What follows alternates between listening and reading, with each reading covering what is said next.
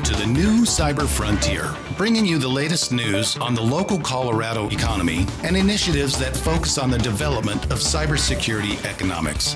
You don't have to be a computer or cybersecurity expert to get plugged in. Your host, Chris Gorog, brings it straightforward, asks the tough questions, and brings the cyber world to a level of understanding for everyone. Chris is personable and opens up with our guests on issues we all would like to see addressed. You can find us on the web at www.newcyberfrontier.com. Now join our host as he introduces the topic for today's New Cyber Frontier. Hello, this is Abe Thompson with New Cyber Frontier. I'm your host today on the podcast. I have the distinct privilege to come to you from the SecureSec campus here in Colorado Springs, and I get to introduce a friend, colleague, and don't tell him, but he's one of my heroes. But it's my delight to introduce and welcome to the show Admiral Hank Bond, principal at Bond Enterprise Group. Sir, how you doing? I'm good, Abe. Thank you. Thanks for inviting me, and I'm enjoying your spaces, and I'm looking forward to a good conversation. Well, you know, it's certainly wonderful to have you. We've had a lot of similar things in the past. We share the Navy piece. And so one of the things I wanted to kind of start off with is just have you tell us a bit of your story, sort of what you matriculated through in your experience in the Navy, and then kind of where you are now and what you're thinking about next. Yeah, thank you. So I'm one of those guys that's born in the crest of a wave and rocked in the cradle of the deep.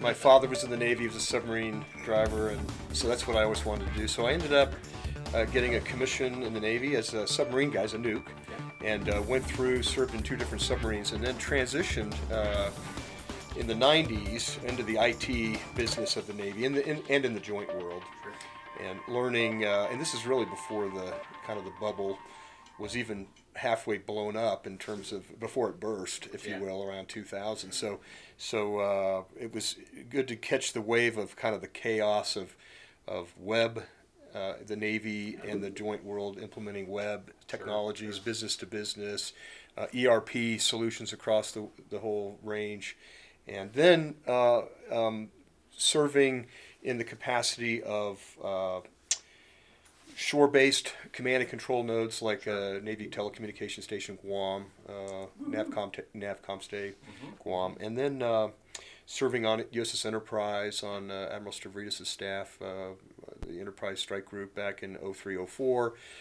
Navy staff work in the N6 on the Navy staff, and then went to Italy, to Bellinapoli, or not so Bellinapoli. It is a beautiful place. Napoli. Yes, at a distance. Don't move too closely. Right? So that was really quite exciting there, working at the 6th Fleet, Navy 6th Fleet, and Naval Forces Africa and Naval Forces Europe, and responsible for all the IT. Wonderful assignment for the family too. Then back to the Strategic Studies Group for the Navy, and then I was selected for flag rank. Went to Iraq as the J6 for U.S. Forces Iraq, and did about 14 months there, finishing up in December of 11. So wrapping up. So my focus has been, and then back and finished up my career at as the J6 and the Deputy Operations Officer for the J3, Deputy J3 for cyberspace operations at NORAD, U.S. Northern Command. Sure. And then since then, I transitioned out of active duty and at close to the end of 2014. And for the last almost 4.5 years, I've been working in the private sector, and continue to do that, focusing primarily on cyber, but also IT. Served as a CIO, served as a CISO, to kind of have that, and then of course nuke power, that whole DNA. I think has served me well over the years. Meticulous. I in my early days on submarines, spent a lot of time with the nuclear powered and nuclear trained officers, and that was an intense life. And there's such a high expectation. A lot less room than you'd expect for any sort of deviation or failure. So it was pretty high speed. I remember those guys. I remember also. I used to write the reenlistment bonus messages for the entire Navy, And I just remember some of those astronomical numbers that we would pay to the nuke Oh, trained I sailors know. to keep them in. Oh, I know. And yet they'd still get out just because of the pressure and intensity. So to live through that fire certainly speaks well for, a foundation for the future. Yeah, for the thing that I bring forward is before you do anything real important, rehearse it. Sure. And rehearse it in as much of the conditions that you're going to find when you actually do the work. And then separately, when you make a mistake, or if you do well, go over and do an after-action review on the whole thing. And the troubleshooting, you just change one variable at a time. Then fast forward when I got into the IT world, when you're troubleshooting, it's changed lots of variables, and then if it gets fixed, you're not sure which one of those things changed. And then rehearsing? Are you kidding? He's revisiting my life, folks. Let's take a quick minute and go hear from our sponsor. Cyber Resilience Institute helps build strong cyber communities designed to prevent members from attack. Like building a neighborhood watch, it takes coordination and a sharing community to protect our identities and valuables in the virtual world. Typically, we hear that organizations know they need to do something to protect their cyber assets, but don't know where to begin. Let Cyber Resilience Institute help your community create an action plan. Cyber Resilience Institute will build your community or business marketplace so that it is designed to support a collective cyber defense. Contact them for more information at cyberresilienceinstitute.org. And we're back with the new Cyber Frontier. I'm Abe Thompson here with our guest, retired Admiral Hank Bond. Admiral, you were talking about how you went from this meticulously disciplined world to then a field IT where there was so many rapidly changing and uncertain variables, and you brought some of the lessons forward, or how did you adjust? Well, I just remember whenever in those situations where I had responsibility for supervising something, I just remember bringing things that were really part of my DNA into planning, and so that we were going to have the best opportunity to be successful. Sure. I think that's the anybody that's been a nuke or understands nuclear power, the rigor behind reactor safety and all those sorts of things. I think that's it's a thing that, although it slows down, it actually speeds up because your ability to recover from poor maintenance and actually just throwing in spare parts and then even breaking those is it's a higher cost to that than if you just sort of step back, think, and go forward. Sure. So I think that's sort of the legacy of my experience there. Yeah, legacy is a good way of putting it. I mean, we certainly pulled a lot forward with us. And so, what kind of prepped you to kind of get into the actual leadership and sort of the understanding of IT as a discipline, and even greater in cyber itself as a discipline? What prepped you to do well there? Yeah, so what's interesting is I was coming along in a place where the Navy was saying, hey, we're happy to have you step into this information technology area of the both Navy and the joint world, but we're not going to give you any formal training. I kept raising my hand, but could I go to grad school here? Could I go do that? Sure. No, you're doing fine. Just keep going. So it was a transition for all of the services that way. We're trying to reorder their in-strength and sort out what billets and what ratings, how ratings would be adjusted to focus on things. And we got rid of the radiomen rating and brought on the IT men and those kinds of things. So it's a recognition that the network carries everything, almost everything over IP. There are certainly ship control systems and those kinds of things that are different kinds of protocols. But the thing that is, and there's some, you still have synchronous radars and other kinds of data sets that are going off of antennas.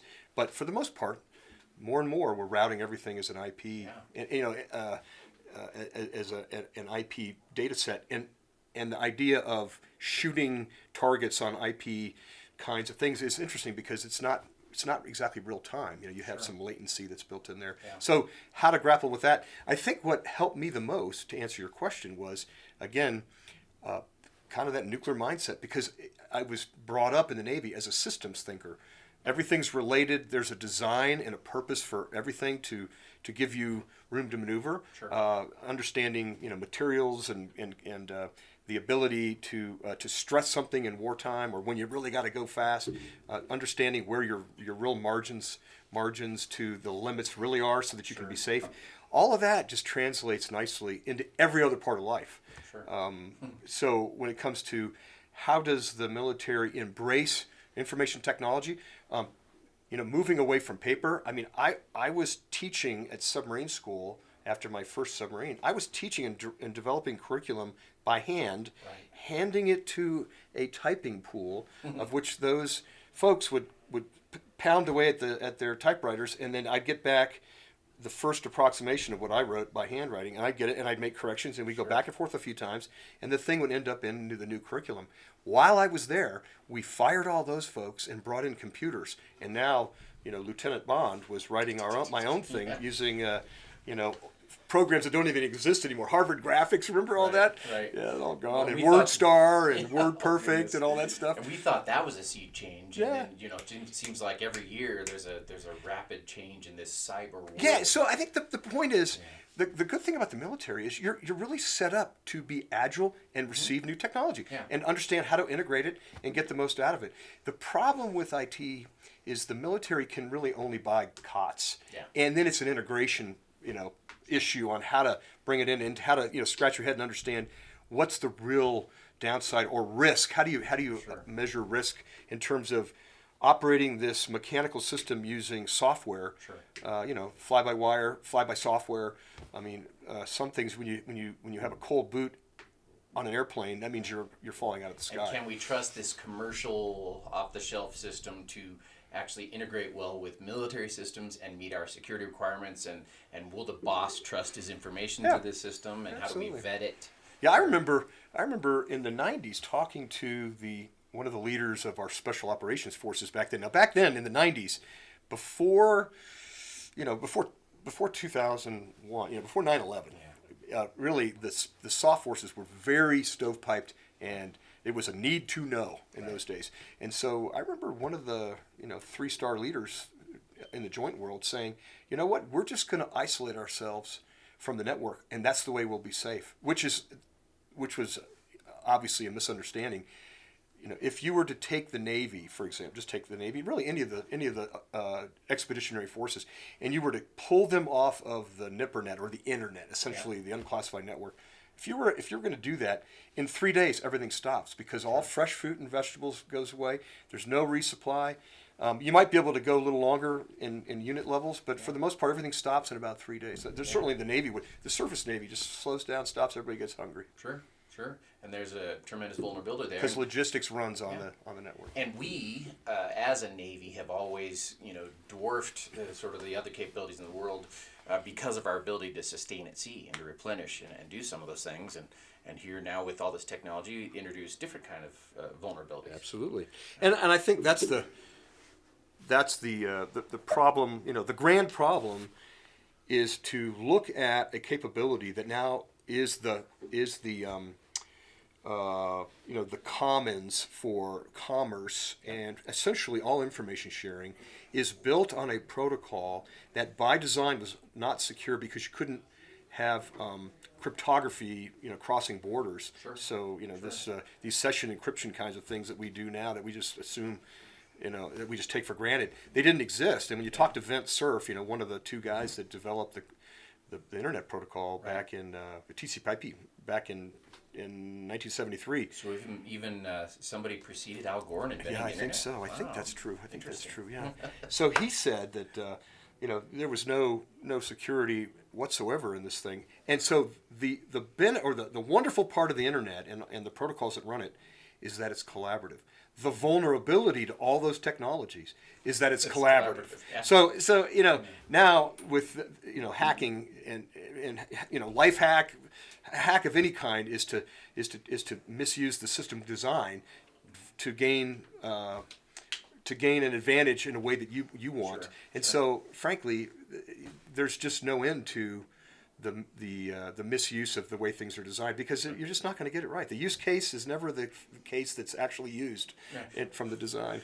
Well, the ingenuity of sailors that we grew up with, they hack the system quite often to make things work. I was just hacking my stove an hour ago at home, trying to get that thing to work. Hey, it's working now. It's cooking the chicken, true. or whatever the case might That's be. it. Yeah. So there's a spirit of ingenuity there, and we understand it, and it's part of this technology world. And my goodness, the speed of transformation is light years ahead of where it was when we were doing some of these things early on.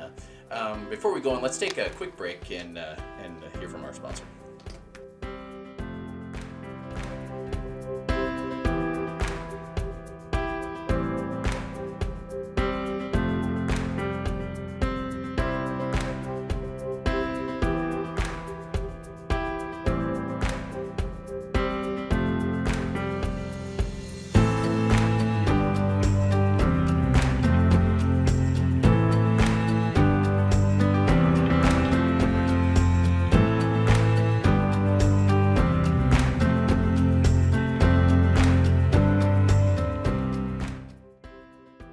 And we're back at New Cyber Frontier. My name is Abe Thompson here at the SecureSat Studios in Colorado Springs. I'm with Admiral Hank Bond, retired United States Navy. So we were just talking about, sort of this matriculation and changes in your experience, even in history. I'm interested, too, because of the jobs you've had. What you've seen that's led to success in preparing cyber warriors. Because a lot of folks out here are saying, how do I get my people ready? What type of training does it take for me to get into the industry? And, what things do I need to look for? So what's been some of your experience there? Yeah, so I think that's a great question, because, the marketplace is not resolved on the mechanisms with which to do that, sure. Where there's agreement across the board. Yeah. And so I think the thing that I've learned, both in my military experience and in my private commercial experience, is that the cyber problem is a human problem. So it takes a human to defeat a human. Yeah. So the idea that all I'm going to do is buy another appliance or some signature-based thing or an IDS or a border gateway thing to block, and I'm going to have now a protected inside is really, at this point, is irresponsible to think that. So I think the best way to prepare the workforce to do a defensive role, okay, because there's military purposes that will be on the intelligence or the warfare side, but on the defensive role, which is what everybody's problem is, and frankly, that's the place where we can make the biggest gains. Sure. Is to think as much as you can, to think like the attacker. So what does that mean? It means to understand, for your business context, what the likely threat will be. And that is a knowable thing. The attribution is not that difficult. Sure. Through the proper employment of threat intelligence, marrying that with your own defenders, and frankly, whether you're a small mom and pop shop where you're outsourcing all your IT, or you're a top 10 bank, or a top 10 company in the world, Fortune 10. You still have the same problem. It's just a matter of scale. Right. And the issue is, who is likely to be your biggest threat in the market vertical that you're in, understanding, because it's knowable, what the playbook is, and then understand how would you recognize an indication of compromise in your network. So if you're running databases, or if you're running some of your back office in terms of email and other services, network services, every one of those operators that is providing the network and the capability for your finances, for essentially desktop services for your employees, you're just normal, normal employees.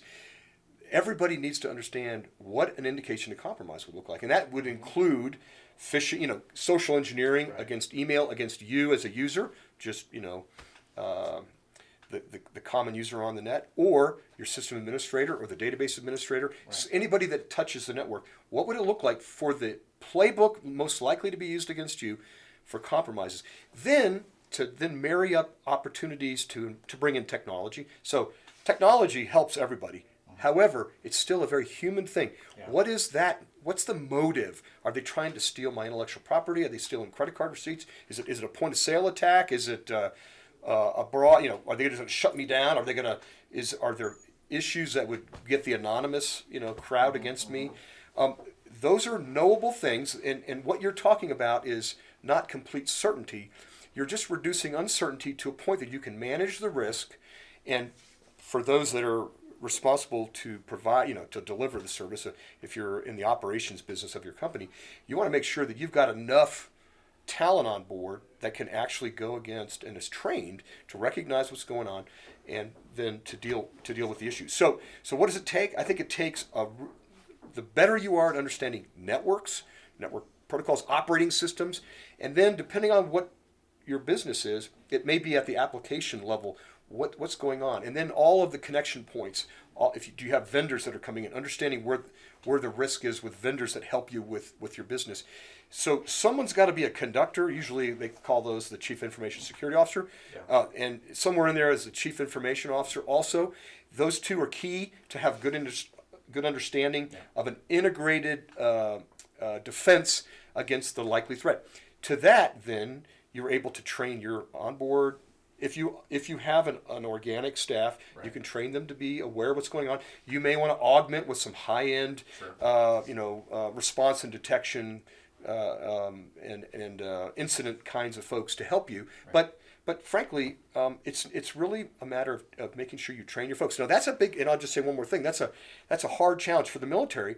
They'd rather buy boxes. They'd rather buy devices than people. Training people is very, very expensive. Burning a box here and there and a system here, you can replace those. So when it comes to the way the military spends money, it's not a lot different than the way the commercial sector does, or the public sector for states and regions and so forth, big cities. So what I think is most interesting is that there is a reluctance to train your folks. Yeah. So I've heard, and I just will finish my comment with this. Sure. Someone might say, well, if we train them, get them up to speed, if we train them, they will leave. But the answer to that is, if we don't train them, they will stay. Yeah. And then it means you're unarmed in a battle of wits. Right, and so which would you rather have? So those are all substantial and consequential kinds of conversations that have big dollar price tags, but it's really risk management and how much, where's the next dollar I want to spend? Sure. I think most companies are spending between about 5 to 6% of all of their revenue on IT, and of that budget, whatever that budget is, say that's X, then about 5% of X on security. Yeah. So it's a tiny number compared to really the amount of money that you're talking about. So a lot of corporate boards are rethinking that and making investments that are more in line with what will actually keep their business safe. Well, and what we've learned too, and we see constantly, is that this is very different than our experience in the military, where we had a career, quote unquote, in one place. What we often now see is, and if you take the long view, you invest in your people because yes, they might leave at this level, but you never know if they might not come back later. Right. In a senior level position or a mid-level position, and so career progression in cybersecurity, I'm realizing, is often different organizations rather than one monolithic. There are some progressive thinkers out there, and this is now about 15 years ago, but I remember talking with the HR lead at a very big IT company that's a big hardware company that everybody most likely may even have computers made by them or networking equipment made by them in your network. And they were their model back then, this is like 2004, their model was every year we want to cycle through 10% of our workforce at all levels in order to make sure that we're fresh. And at that point, they were like at 4%, and they were well behind where they wanted to be. And they had exactly the same thought. Sure. They were going to find their senior managers roles in other companies, knowing that going to the competition or in other areas, other sectors, would be, might be a little bit of a kick in the gut. But overall, they were going to get those guys back potentially, 5 years later at a new level, refreshed and renewed with new vision. So that kind of thinking, I think, is the ecosystem that you're talking about. Certainly cities that espouse the cyber, a cyber density of a workforce ought to be thinking that way. Companies ought to be thinking, okay, the managers ought to be looking at companies that are in their ecosystem in the same zip code, so they don't have to have people moving from to different cities, and looking for those progressions and mentoring. So those are all things that I think they're old, but they have been, I think they've been largely forgotten in the IT world, because IT is thought of as a commodity, but today it's not. It's lifeblood, and especially those cyber warriors, those defenders, they're worth their weight in gold. And it's still a people business. Earlier today, I recorded a session with the Director of Cybersecurity Programs for the Chamber of Commerce here in Colorado Springs, and we are definitely, I think, capturing here that concept of cybersecurity ecosystem and how we do this as a community. Yeah. And I'm very encouraged. I love this town. I Me think this too. town is in a great place. There's great leadership at a bunch of different levels in the companies, and then in the city. The business community is very vibrant here, and it's a real positive note. You know, one other thing that you'd said in terms of that cyber warrior, how you get the expertise, you hit on that having a good ability to find the data sets to bring in that you can actually use for the threat stream. Now, where you and I grew up in the Navy, we had pretty clear direction as to where our threat stream came from. We had our intelligence agencies. We had both the three letters and then the internal to the military. Now you moved though from that into CISO type roles and corporate role. Where do folks out there that are looking to find that threat stream that's maybe relevant to their organization, where do they go to find that? Yeah, so I think at a really high level, and there might not be the fidelity that you want in terms of actionable information, but if you're just starting business, most likely you probably know who the threat's coming from. But if you don't, just going to DHS, Department of Homeland Security, in the various information sharing and analysis centers of our critical infrastructure. I think there's about 16 of those, maybe 17 with space now added as the new ISAC, hosted here in Colorado Springs here soon. Through that information source, there is sharing with other parts of the government on what threat actors are moving and operating, and then providing a safe place to share information. But beyond that, you've got lots of companies out there that are providing threat information, and they're doing what. And I have to say, when I transitioned out of active duty, I thought, oh man, all the good stuff's going to be gone, because the good stuff is in the classified space and using sensors and things like that. Well, actually, it's not true. Sure. In fact, there is a whole lot more that you can do outside of the government channels in understanding what's going on. There's a whole lot of other feeds that you can subscribe to. Just do a Google search on threat data and threat data providers, and you're going to find people that will be happy to take your money to provide that. Sure. So the question is, you can get some broad things from the government, but then what you have to do is decide for your particular application what is going to be the optimum use of resources, money, to provide a threat intel piece, if you will, for the threat against your vertical. Let's say you're in manufacturing or retail or healthcare. Those threat actors will be different, and they move at different speeds, and there's different nation states and transnational criminal organizations that are very well or not so well funded, but they all have motive and they do have resources. The question will be how to optimize the use of that data that you can buy, and with the level of your operator training and the ability for you to take that information and turn that into actual, have your defenders look in a certain space based on the threat against you. So all of that, you don't want to be so heavy on threat information, but you have no operators to do anything. You're just spending your money. So it really is an orchestration, and it's an optimization problem that is very noble. So there's lots of information out there. One of the good old days, we used to call that tailored intel, right? And learning how to do that. And in order to do that, you have to have a couple cyber warriors. Even our small organizations out here can't outsource everything. And so you get someone trained that can interpret and help you fine-tune that incoming product. I think you're going to have great success. Well, sir, it's been beyond a delight to spend the time with you today. Having walked in some of the similar paths in the good old days, and then I enjoy the privilege of being your friend and colleague here in Colorado Springs, and so I look forward to further conversations. We're definitely going to want to have you come back on the show. Abe, it's been a delight. Thank you so very much. Looking forward to it. Oh, indeed. Well, this is Abe Thompson here at the new Cyber Frontier. We've had Admiral Hank Bond here with us, retired United States Navy. Just a storied background of leadership in the not only the DoD world, but also in the civilian sector. And it's been our privilege to have him here on board. So to those of you in podcast world, have a great day. This is Abe Thompson from New Cyber Frontier.